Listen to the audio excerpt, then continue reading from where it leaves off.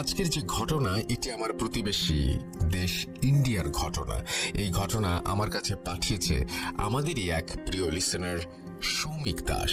তার বাড়ি নড়াইল জেলার বড়দিয়ায়। আমি সরাসরি ঘটনায় চলে যাচ্ছি।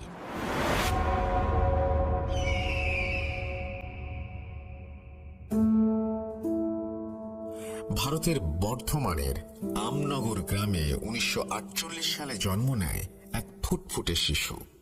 বাড়ির সব লোকজন মিলে খুশি হয়ে তার নাম রাখলেন মানিক।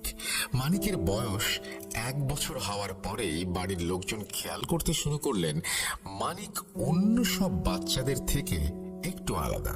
মানিক তখন এমন ভাবে হাঁটতে পারে যেটা দেখে সবার মনে হতে থাকে কেউ তাকে ধরে ধরে হাঁটা শেখাচ্ছে। এই বয়সের বাচ্চারা সাধারণত এমন সুন্দর করে হাঁটতে পারে না। এর কিছুদিন পরে পরিবারের লোকজন আরো একটা জিনিস খেয়াল করলো, মানিক সবসময় একা একা খেলা করে, কারোর সাথে তেমন মেশে না, এবং যখন সে খেলা করে মনে হয় সে তার আশেপাশের কারোর সাথে কথা বলে, এবং সে একটা অন্যরকম ভাষায় কথা বলে যা পরিবারের কেউ বুঝতে পারে না। মানিককে এই ব্যাপারে পরিবারের লোকজন কিছু জিজ্ঞেস করলে সে এড়িয়ে যেত সব সময়। এভাবে কেটে যায় কয়েক বছর। মানিকের বয়স যখন 5 বছর, তখন সে তার মায়ের সাথে নানার বাড়িতে বেড়াতে যায়। সেখানে গ্রাম সম্পর্কে তার এক মামা খুব অসুস্থ। তারা সবাই মিলে তাকে দেখতে যায়।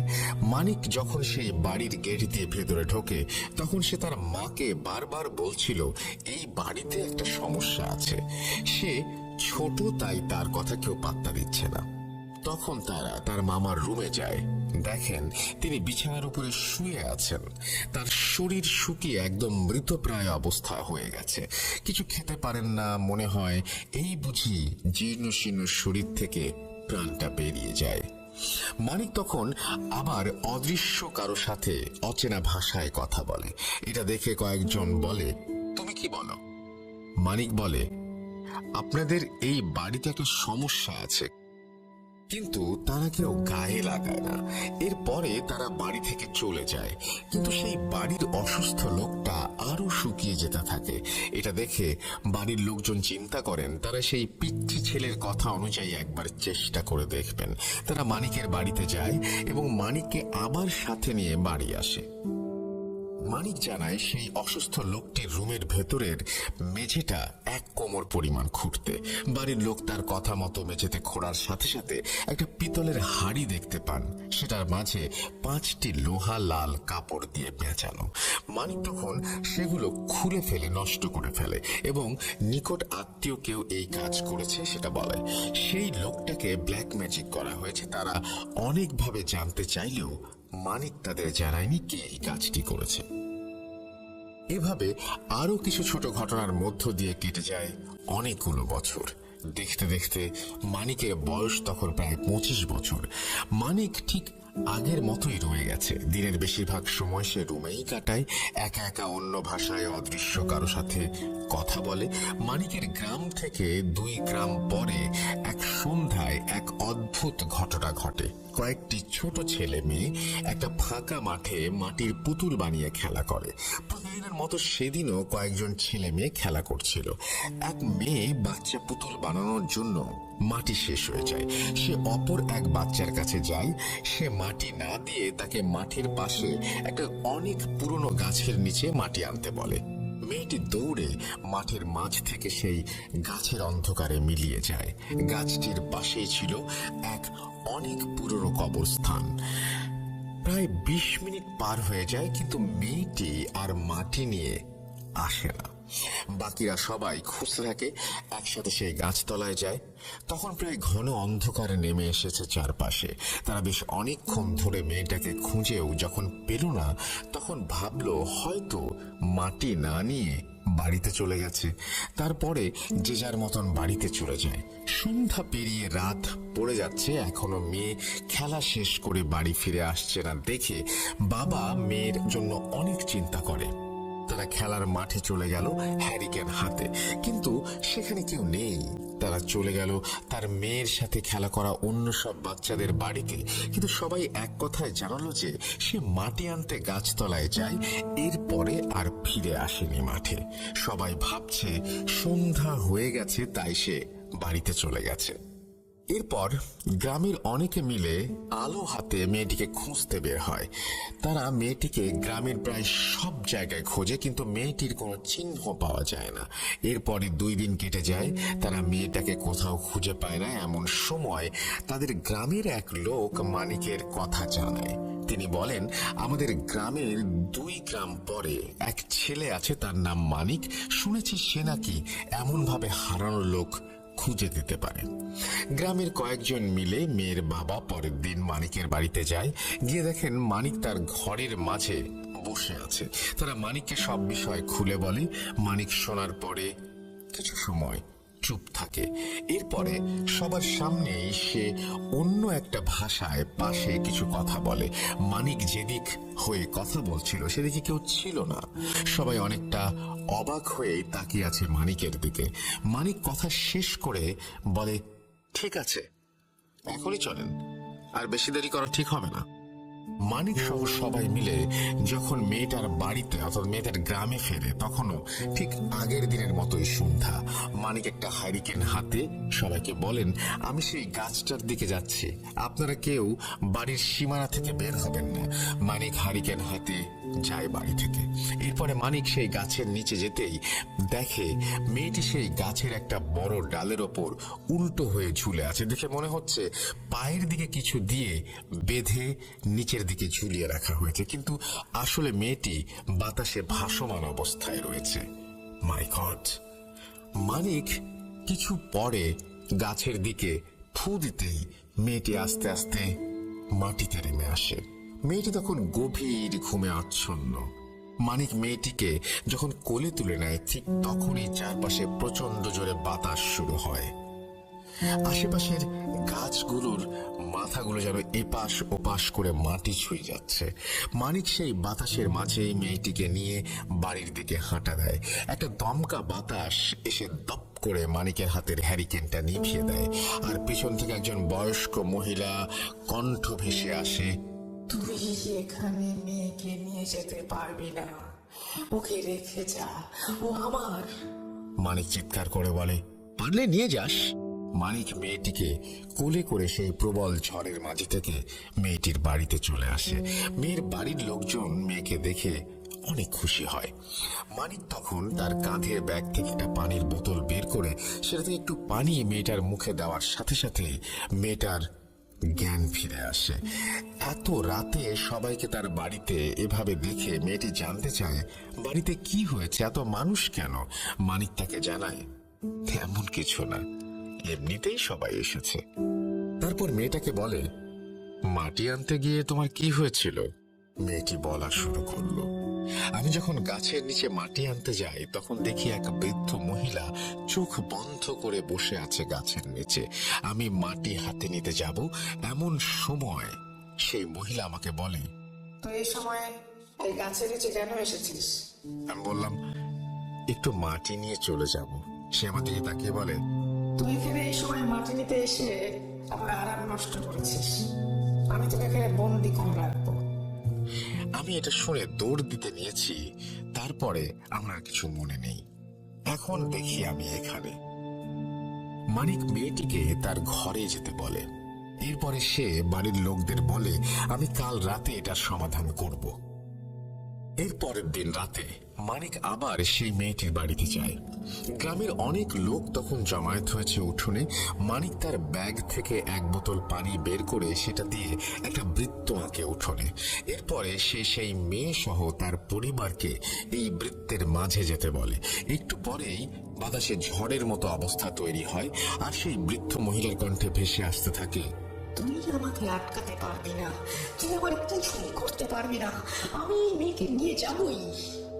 মানিক তখন সেই বৃদ্ধের কণ্ঠের প্রত্যুত্তরে বলে, তুই এই মেয়েকে এবং এই পরিবার আর সেই গাছতলা ছেড়ে একেবারে চলে যাবি। আমি তোকে একটা সুযোগ দিচ্ছি, আর কোনোদিন এদিকে আসবি না।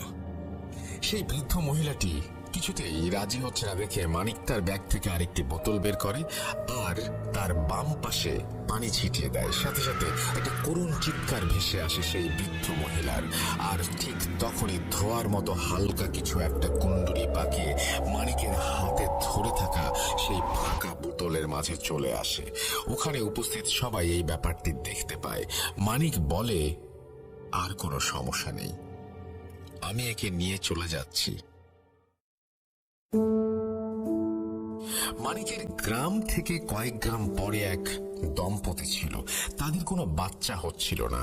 তারা অনেক চেষ্টা করেও, অনেক ডাক্তারি কবিরাজ দেখিয়েও মা বাবা হতে পারছিল না।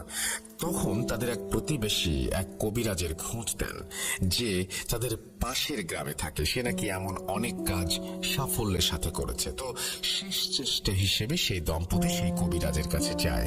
তারা গিয়ে দেখতে পায় সেই কবিরাজ 1 হাত পরিমাণ লম্বা একটা কালো পাথরকে পুজো করছে। তারা কবিরাজকে গিয়ে তাদের ইচ্ছার কথা জানায়। সব শুনে কবিরাজ বলে, এটা কোনো সমস্যাই না, তারা সন্তান লাভ করতে পারবে, কিন্তু তার জন্য তাদের একটা কাজ করতে হবে। কবিরাজ তাদের বলে, তোমরা আমাকে তাজা রক্ত এনে দেবে কোনো একটা পশুর। তারা বাড়ি এসে খাসি জবাই করে রক্ত নিয়ে যায়। কবিরাজ তাদের আবার পরদিন আসতে বলে। তারা পরদিন গেলে কবিরাজ বলে, এটাতে কাজ হয়নি, আপনাদের একটা প্রাণী দিতে হবে আমাকে। তারা কবিরাজকে পরদিন একটা খাসি দিয়ে আসে। কবিরাজ তার 2 দিন পরে আবার যেতে বলে, কিন্তু তারা সেই খাসি নিয়ে আসার পর যখন সেই রাতে ঘুমিয়ে যায়, দুজনেই মাঝরাতে এক সময় একই স্বপ্ন দেখে। তারা দেখেন বিশাল কালো কুচকুচে এক প্রাণী 4 পায়ে দাঁড়ানোর মতো হয়ে আছে, কিন্তু মুখটা দেখতে অনেকটা ব্যাঙের মতো। সেই প্রাণীটা তাদের অনেক ভারী কণ্ঠে বলছে, আমি তোদের উপরে খুশি হয়েছি, আমি একটা সন্তান দেব তোদের, এটা প্রাণের বদলে প্রাণ, কিন্তু তার মৃত্যুর পরে আমি তাকে নিয়ে যাব। সে ভালো বা খারাপ কোনো দিকে যেতে পারবে না, সে থাকবে আমার সাথে, আর খুব অল্প সময়ে আমি তাকে নিয়ে যাব। এই স্বপ্ন দেখে দুজনেরই ঘুম ভেঙে যায়। তারা উঠে নিজেদের মাঝে এই ব্যাপারটা শেয়ার করে। অনেক দুশ্চিন্তায় পড়ে যায় তারা, তাদের এই স্বপ্ন কেন দেখলো তারা, এবং এটা জানার জন্য তারা সেই কবিরাজের কাছে আবার যেতে চায় সকালে। কিন্তু ভোরবেলায় তারা তাদের দরজায় জোরে জোরে কড়া নাড়ানোর শব্দ পায়। তারা উঠে দরজা খুলতেই দেখে রক্ত মাখা কাপড়ে কবিরাজ দাঁড়িয়ে আছে হাসি মুখে। কবিরাজ তাদের দেখেই বলছে, আপনাদের কাজ হয়ে গেছে। তারা তাদের স্বপ্নের কথা কবিরাজকে বললে কবিরাজ এর কোনো ব্যাখ্যা তাদের দিতে পারেন না। এরপরে তাদের একটা ছেলে সন্তান জন্ম নেয়। আস্তে আস্তে সে বড় হয়, সবকিছু একদম স্বাভাবিক। তারা প্রায় ভুলেই যায় সবকিছু। সেই ছেলেকে তারা বিয়ে দেয় এবং তার ঘরেও একটা মেয়ে সন্তান জন্ম নেয়। প্রায় 27 বছর পরে সেই ছেলেটি একটা সড়ক দুর্ঘটনায় মারা যায়। এরপরে স্বাভাবিক নিয়মেই তারা তাকে কবর দেয়। রাতে সবাই মিলে বাড়ির আঙিনায় বসে গল্প করছে। তার বউ উঠে রুমে যাওয়ার জন্য যেই আঙিনা পার হতে যাচ্ছে, তার চোখ যায় মেইন গেটের উঠোনের দিকে। দেখে একটু দূরে একটা গাছের নিচে সাদা বস্তার মতো কিছু একটা পড়ে আছে। চাঁদের আলোতে যেন ঠিক ভাবে বোঝা যাচ্ছে না এটা কি। সে তখন ভালো করে দেখার জন্য গেটের কাছে যায়, আর তাকিয়ে যা দেখে তাতে তার শরীর দিয়ে ভয়ের ঠান্ডা স্রোত বেয়ে যায়।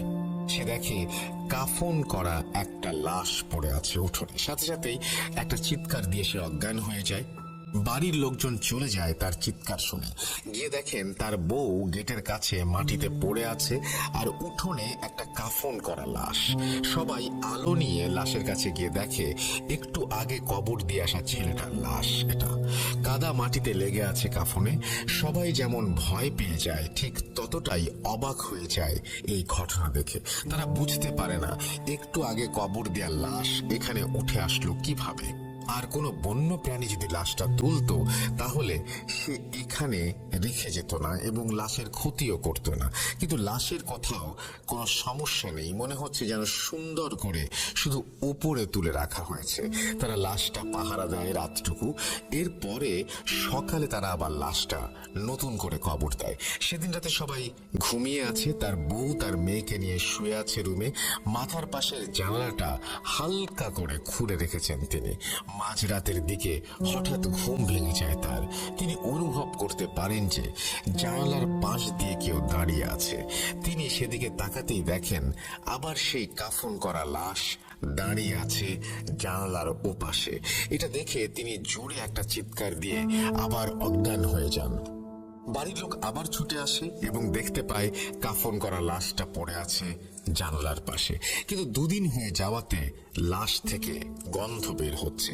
তারা লাশটা ধরে বাড়ি থেকে একটু দূরে রেখে আসে। এরপরে সবাই মিলে বসে চিন্তা করতে থাকে কি করা যায় এটা নিয়ে, এমন বারবার কেন হচ্ছে।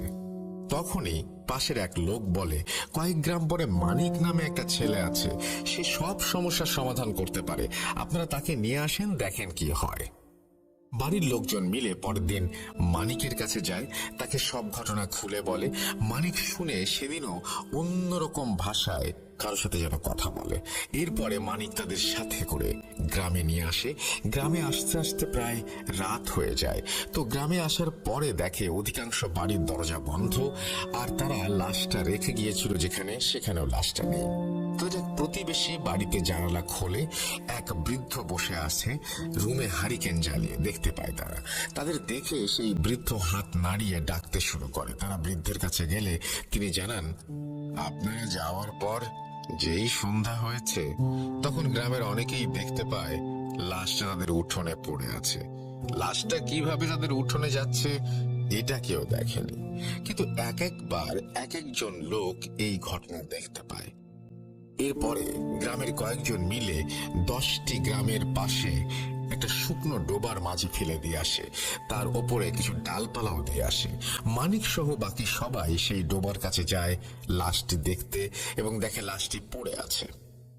মানিক তাদের বলে, আপনারা বাড়ি চলে যান, এই লাশের ব্যবস্থা করছি। বাইরে যা কিছু হোক না কেন আপনারা দরজা খুলবেন না, বের হবেন না। এরপরে সবাই বাড়ি চলে যায়। তার একটু পরেই সবাই শুনতে পায় বাইরে প্রচন্ড রকমের ঝড় শুরু হয়েছে, বাতাসের তোড়ে যেন সবকিছু ভেঙে যাবে। প্রায় ঘন্টা খানেক পরে মানিক এসে তাদের ডাকে উঠোনে। ততক্ষণে ঝড় একদম থেমে গেছে। সবাই দরজা খুলে বাইরে বের হয়ে দেখে মানিকের পুরো শরীরে কাদা লেগে আছে। দেখে মনে হচ্ছে মানিক সেই লাশের সাথে ধস্তাধস্তি করে এসেছে। এরপরে মানিক তাদের বলে, আমি লাশটা কবরে রেখে আসছি, আপনারা আসেন, এটা আবার মাটি দিতে হবে। সবাই যে লাশটি কবরে শোয়ায়, কিন্তু লাশের অবস্থা খুব খারাপ। কাফনের মাঝে মনে হচ্ছে কুচকে জড়সড় হয়ে আছে লাশটা। তারা আবার নতুন করে লাশটি কবর দেয়। এরপর সবাই বাড়ি চলে যায়। মানিক তাদের জানায় আর কোনো সমস্যা হবে না। পরে আর কোনো সমস্যা হয়নি, একদম সবকিছু স্বাভাবিকভাবে চলতে থাকে। এরপর 1 বছর পরে সেই লোকের বউ একটা অদ্ভুত স্বপ্ন দেখে। তিনি দেখেন বিশাল দেহের কালো 4 পায়ে একটা প্রাণী তাকে বলছে, তোরা কাজটা ভালো করিসনি। আমি বলেছিলাম তোর স্বামীকে আমার সাথে থাকতে হবে, কিন্তু তোরা তা করিসনি। এর জন্য তোদের অনেক অনেক ভুগতে হবে। পরদিন সকালে সেই ছেলের বাবা মার কাছে এসে এই স্বপ্নের কথা বললে তারা জানান তারাও রাতে একই স্বপ্ন দেখেছে, আর তার ছেলে কিভাবে হয়েছে এটাও তার বউকে জানায়। আর খাসি বলি দেওয়ার রাতের সেই স্বপ্নের কথাও তারা জানায়। এরপরে তারা সেই কবিরাজের খোঁজ নিতে শুরু করেন, কিন্তু তাকে আর কোথাও খুঁজে পাওয়া যায় না। এরপরে তারা বেশ কিছু সমস্যার সম্মুখীন হন। রাত তারা ঠিক মতো ঘুমোতে পারেন না। প্রায় রাতে সবাই একই স্বপ্ন দেখেন। প্রাণীটা মোটা গলায় বারবার বলে, তোরা কাজটা ঠিক করলি না, তোদের ভুগতে হবে। এরপরে শুরু হয় নতুন এক সমস্যা। তাদের ঘরের চালে মনে হয় একটা কিছু দৌড় দিচ্ছে এ পাশ থেকে ও পাশে। রাতে ছোট ছোট পাথর ফেলা হচ্ছে চালের ওপর। এমন এক রাতে তারা ঘুমিয়ে আছে, এবারও তারা সেই প্রাণীটির স্বপ্ন দেখতে পায়। কিন্তু সমস্যা বাধে, তাদের স্বপ্ন ভেঙে গেলেও তারা প্রাণীটিকে তাদের ঘরের চালের উপর দেখতে পায়। দেখে তাদের ঘরের এক পাশের চাল ভাঙা, সেখানে বসে সে কালো কুচকুচে প্রাণীটা রক্তের মতো লাল চোখ যেন জল জল করছে। প্রাণীটা তাদের বলে, আমি তোদের সবাইকে মেরে ফেলবো, এটাই হবে আমার একমাত্র শান্তি। এরপরে প্রাণীটা চলে যায়। সকালে তারা দেখে তাদের ঘরের এক পাশে অনেকটা জায়গায় চাল ভাঙা। তাদের প্রতিবেশীরাও তাদের বলে রাতে কি হয়েছিল। তোমাদের বাড়ি থেকে প্রচুর আওয়াজ আসছিল, মনে হচ্ছিল কেউ কিছু দুমড়ে মুচড়ে দিচ্ছে।